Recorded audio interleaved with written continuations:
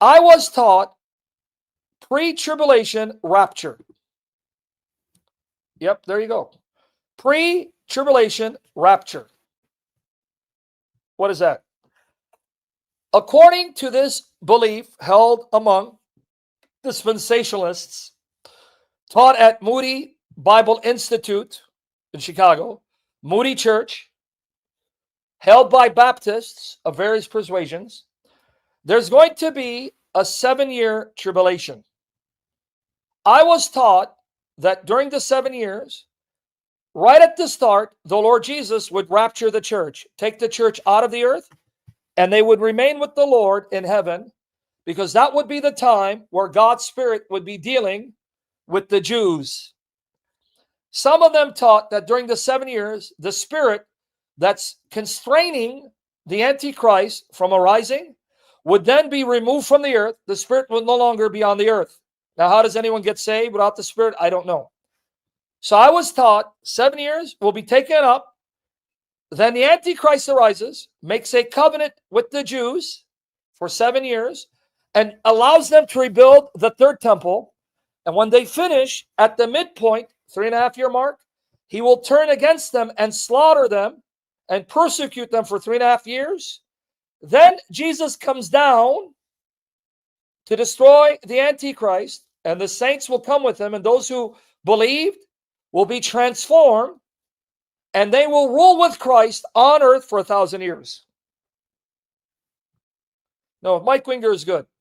He's a decent Protestant evangelical minister. Now, let me be fair. Oh, yeah? Let me tell you about Mike Winger. He's not a Catholic. He's not Orthodox. He's a Protestant minister. He's one of the best. If you ask me, Sam, as a Catholic, as an Orthodox who's strong in his faith and knows that my church has maintained the true doctrines passed on by our Lord through the apostles and the power of the Holy Spirit. So I'm not considering leaving my church. But I do want to hear a Protestant that's knowledgeable to see why he believes what he believes, and also learn from him in those matters that we agree. One of the best is Mike Winger. Though he criticizes Catholic Orthodox doctrine, he does it in a loving, compassionate manner. He doesn't demonize them. And he's one of the best. He is well-read, well-researched, and very humble and compassionate. Right? He is the opposite of me in personality, and he's one of the best. So you guys keep calling him Chicken Winger. Tell us, I'm about to send you out of here, right? Because you do act up here and there. So I highly recommend him if you want to hear some of the best defenses of the authority of Scripture, preservation of Scripture, the accuracy of Scripture, the Trinity, the deity of Christ from a Protestant. Are you with me there? You don't throw out the baby with the bathwater, folks. You can learn from them. But if you're weak in your faith and not certain whether the Orthodox Church or the Catholic Church are closer to the fullness of the truth, then be grounded in your own tradition before you listen to him. No, he doesn't. I know him. Damas, ask me about PBD and I'm going to send you Mike Winger. So now, you with me there? Now, this is called the pre-tribulation rapture theory. Yeah, see, there you go, brother. The Viscal. But there's another group, and their name slips my mind, brother. Now, I was taught the pre-tribulation rapture theory. Okay? That before the 7 years, the church will be raptured. But among the group who believe in the 7-year tribulation, there are debates. There's a group that believe in the mid-trib rapture. That the church won't be raptured before the 7 years. They'll be raptured in the middle of the 7 years, right when the Antichrist turns against the Jews, 3.5 years into the 7-year tribulation. Now, there's a third group that says the rapture takes place at the end of the 7 years, and they believe in the pre-wrath rapture, meaning the church will be taken up right at the end of 7 years, right before Christ pours out his wrath on the Antichrist and his armies. You with me there?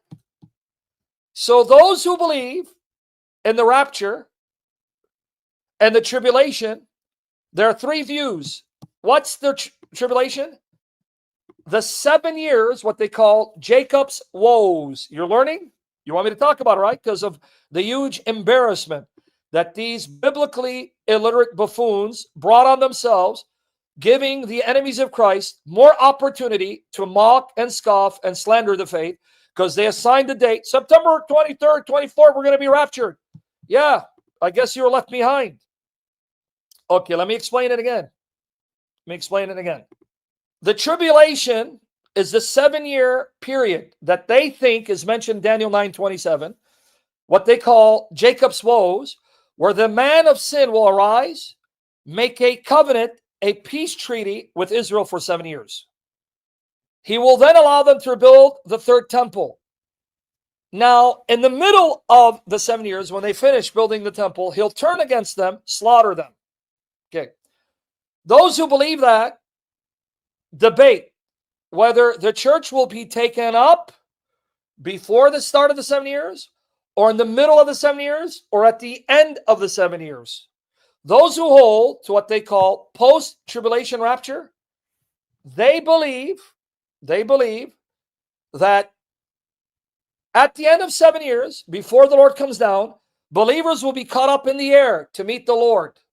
And then the Lord will pour out his wrath on the Antichrist and his armies. And then they will reign with him on earth for 1,000 years. You understand how the three views?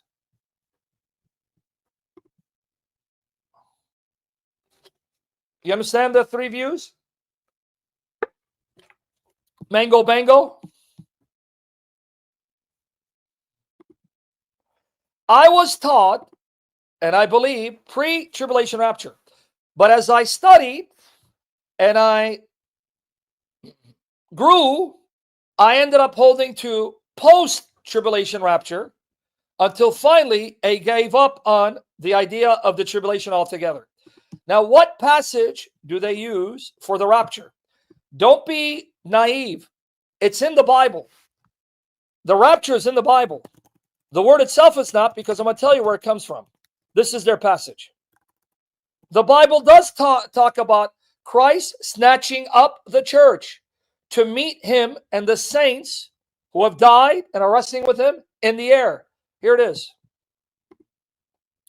This is the passage they use. 1 Thessalonians 4, 13, 18. I don't know why I'm using the Revised Standard Version, but that's okay.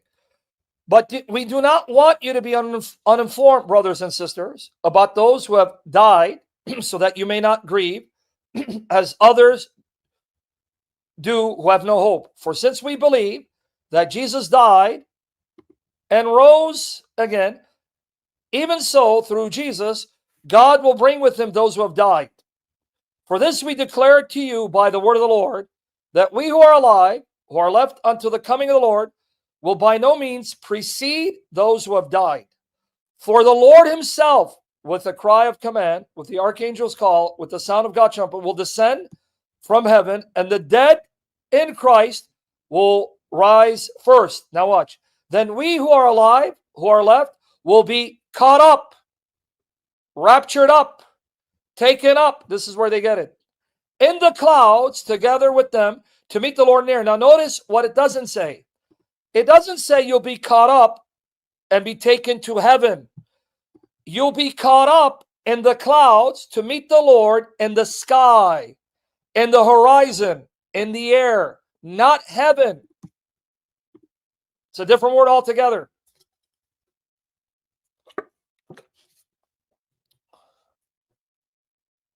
You see it there? Yeah, but they're not going with the Greek. They're going with the Latin for the word rapture. I'm going to show you the Latin. And so we will be with the Lord forever. Therefore, encourage one another with these words. Now, what's the word for caught up in the Latin? Now, let's go to the Latin Vulgate. Okay. This is the passage. Now, when you read it, it sounds like, yeah, they're right. Right here. Here's the Dewey Rames and the Latin online for free. Sister, there is no tribulation. Quit your job, live by faith, brother. Remember Proverbs 31? A wife can work, let her work and support you. All right, now watch here. Let's go here. Let's see what the Latin word is. They get it from the Latin. So let's go right here. See the Latin's there? What? Shoot, I said Latin. You son of a whiskers, dude. No, okay. So you can see it right here. Okay, let's go here. So this is why they embarrass themselves. Now, how many of them you think are going to lose their faith and think Christianity is a joke? Right? Then we who are alive shall be taken up together with them in the clouds. What's the word? Rapiermur. Rapiermur. I don't know how to speak Latin, so don't condemn me, right? See? Let's see what the word rapiermur is. Ready? Rapiermur. Let's see. Rapiermur, Latin. Rapture. Let's see if it's going to say rapture. All right. Here you go. Rapiermur is a Latin word, specifically the first person plural future passive form of the verb rapio. We shall be snatched, or we shall be caught up. It is found in 1 Thessalonians 4:17 of the Latin Vulgate, and the original English word rapture. See where it comes from? It comes from the Latin. Everyone got that? This is where they get the rapture from. So when you say there's no rapture in the Bible, say then you don't know your Bible. It's the word caught up in Latin, which in Greek, harpazo, I believe. We'll double check, but anyway. Will be caught up. So now, this is there. It says the church will be caught up. Now, what does it mean? Yep. What does it mean? Well, if you read this in the context of Scripture, when our Lord comes down, we who believe will be caught up to meet the saints in the air, in the sky, and we will be transformed in the twinkling of an eye at the last trumpet, and then we will rule with Christ on earth. There is nothing about 7-year tribulation in the New Testament. Nothing. At most, what you get in Revelation is 3.5 years, 42 months, 1,260 days, time times half a time. Right? What they do is they quote Daniel 9:27 and think that week of years, 7 years, refers to the Antichrist arising to make a covenant with Israel, whereas when you read the context, it has nothing to do with the second coming. It has to do with the ruler, the Messiah, confirming the covenant curses in the Mosaic law by bringing up the Romans to destroy the city and the temple as a consequence of the rebellion. So he confirms the covenant. What covenant? The blessings and the curses mentioned in the covenant. Right? If you read Leviticus 26 and Deuteronomy 28-30, there are a list of blessings and curses. So he's confirming that the curses that God warned through Moses have now fallen on the nation because they broke covenant faithfulness. And the week he's talking about is not the week that has to do with the Lord returning. It has to do with the 7 years that culminates in the destruction of the temple and the city Jerusalem. Is it a coincidence the Jewish war lasted 7 years? From AD 66 to 73? Is it a coincidence that in the middle of those 7 years, the temple was destroyed, stopping sacrifices?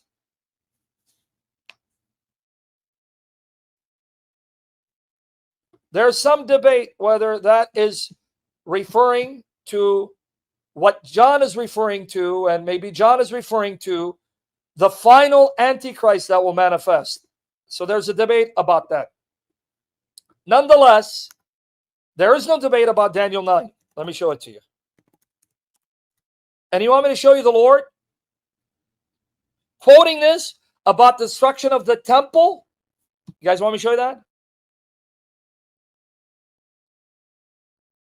Here it goes. Pay attention to the timeline. Here, the weeks are weeks of years. Weeks of years. Are you with me there? Weeks of years. I want you to listen. God is saying to Daniel, because Daniel's asking, okay, Lord, the 7-year captivity is almost over. What's next for your people? 70 weeks, meaning, and literally the Hebrew says 70 times 7. So it's a week of years, because Daniel's thinking in terms of years. 70 years. How long? 70 times 7. Total 490 years. What will God, stop asking about the 2,625 days. That has nothing to do with the Antichrist. It has to do with Antiochus Epiphanes that terminated in Hanukkah. Ask me that again, Dimpancho, and I'm going to send you out of here. 70 weeks are decreed for your people in your holy city. So what will God accomplish during those 70 weeks? 70 times 7, 490 years. During this period, God is going to do away with transgression. He's going to finish transgression, put an end to sin. Why? Because he's going to make atonement, final, complete atonement for iniquity. During this period, he's going to bring in everlasting righteousness. He's going to seal up both vision and prophet, meaning during this period, all the promises God gave through the prophets will be fulfilled, sealed up, meaning it will come to pass. The prophetic utterances. And to anoint a most holy, the word place is not there. Ignore the word place. Okay? You guys so far with me, right? Let me know if you're learning. Know therefore and understand from the time, now it's going to give you the starting point of the 70 years. 70 times 7 years, I should say. 70 weeks. I'll probably start a playlist. I did several sessions breaking down the timeline, showing you conclusively, even from rabbinic sources, this period of time ends with the time of Jesus's appearance and him being put to death and killed.